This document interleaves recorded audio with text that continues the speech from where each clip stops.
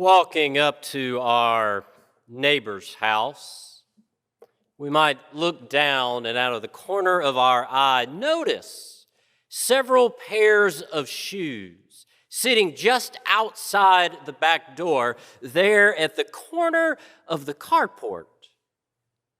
And if we're not used to taking our shoes off before we go into our house, we might assume it was based on circumstances.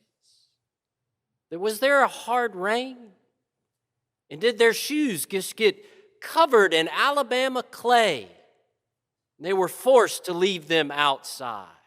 Or did they get brand new carpet, pristine white carpet all throughout the den, and they were afraid to mess it up? Or was it just the bad lingering smell of shoes throughout the house? That for whatever reason, when they got home, they left their shoes outside the house. That it signified a sense of coming home. But Moses never really had a home. That when we picture the arc of Moses' life, we might imagine several dramatic moments. Like when he was placed gently as an infant into the river, escaping the threat of Pharaoh. Or perhaps when he fled Egypt for the first time after killing the Egyptian taskmaster, coming face to face with the suffering of his people, escaping the threat of Pharaoh yet again. Or maybe when he took his shoes off, stood on holy ground near the burning bush.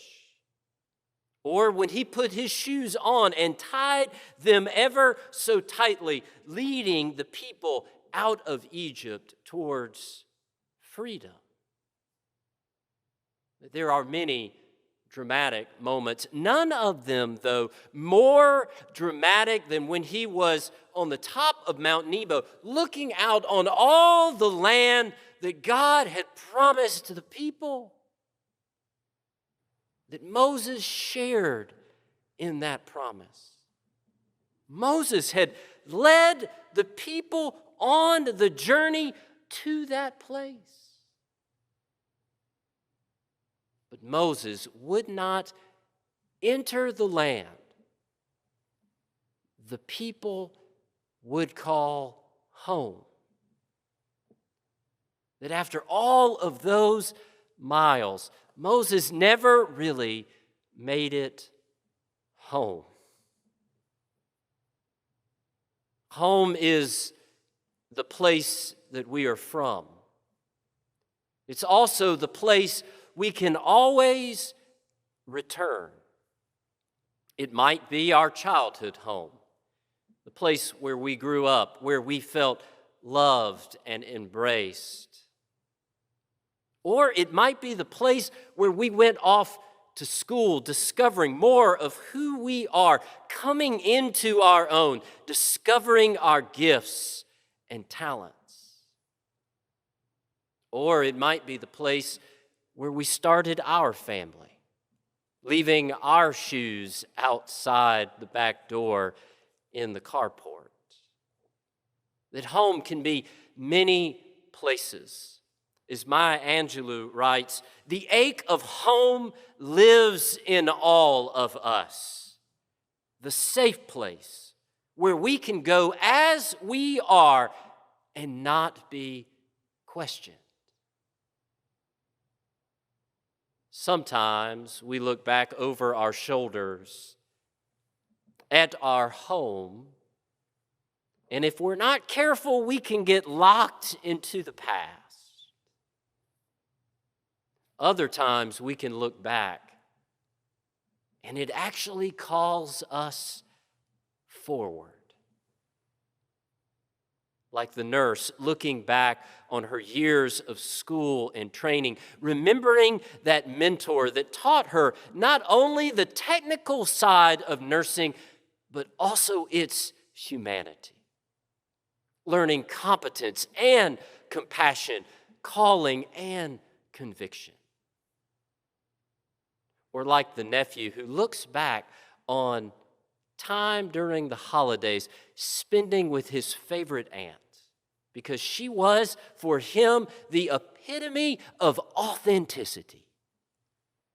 That people just loved being around her because they felt like they could be themselves. There wasn't any pretense in a bone of her body. And every time this nephew meets someone for the first time, he wants to embody that same genuine sincerity. Or like the young adult who looks back on the seasoned member of the church that sat just a few feet down the pew from her. That without this seasoned member knowing, she would peer over her shoulder, learning about character, commitment, and faith. And now when she thinks about her life, she wants to have that same sense of integrity. That when we look back on the places that we have called home, they can cast a horizon for our lives out in front of us. That they have shaped who we are, so they call us forward. That they have changed what we give our lives to. It's like that old song by Bob Dylan, released in 1979, "Gotta Serve Somebody." It says, "You may be an ambassador of England or France. You may like to gamble. You may like to dance. You may be the heavyweight champion of the world. You might be a socialite with a long string of pearls. But you're gonna have to serve somebody. Yes, indeed. You're gonna have to serve somebody. Well, it may be the devil or it may be the Lord. But you're gonna have to serve somebody." That no matter what we do or where we are from, we are going to serve somebody. So maybe, just maybe, Moses did find his way home. That he might have been protected for a time in Pharaoh's house. But he found his home wandering through the wilderness, serving God's people.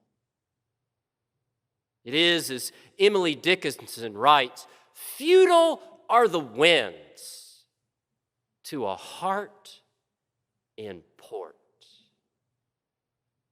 Perhaps it's when we put on our shoes and we leave our house that we discover our deepest sense of home.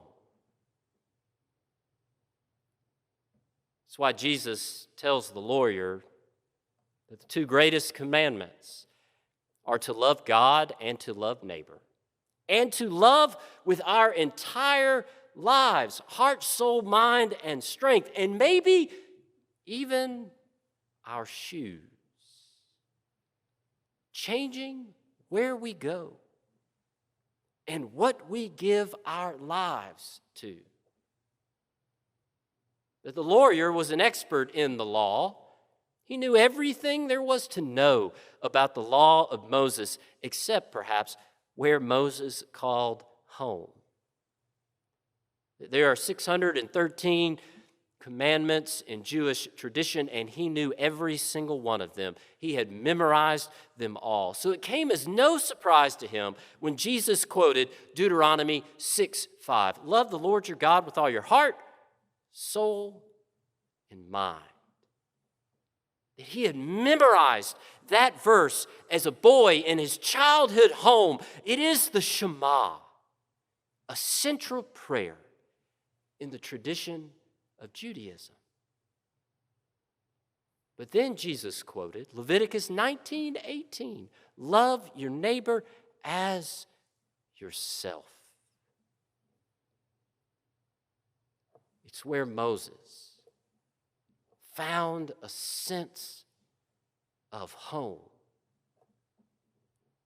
So oftentimes we think of home as a warm blanket. But in this case, it is the blanket that we offer somebody else. There was a college student who just moved away from home, settling into the dorm. He was an out-of-state student, so he didn't know many people on campus. And he was trying to find his place. And on the dorm hallway, he saw a flyer asking for volunteers for Habitat for Humanity. So on one of his first Saturday afternoons away from home, he spent it swinging a hammer on a Habitat house. And he met another guy about his age, and they spent the afternoon working together, holding boards, passing nails, getting to know one another. It was the first time this college student felt at ease after leaving home. Later, he was surprised to discover that his new friend was part of the family, moving into the Habitat for Humanity house, putting in sweat equity before they moved in to their new home. And this college student was surprised. He had grown up in a gated community and made many assumptions about families who did not have a home. So something shifted inside of him that day. That we discover that the home that we find in God does not have four walls. It can even call us into the wilderness where we discover that many of the assumptions we have made are wrong. Where we find a sense of home, standing in solidarity with our neighbor. That we start to recognize the needs of others, like Moses discovering the pain and suffering of his people.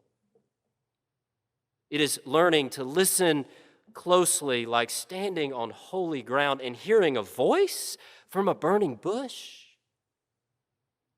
That it's standing with others, sharing the journey with them, despite our fear of Pharaoh.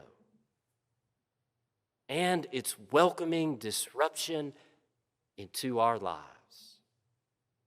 stepping out into the wilderness,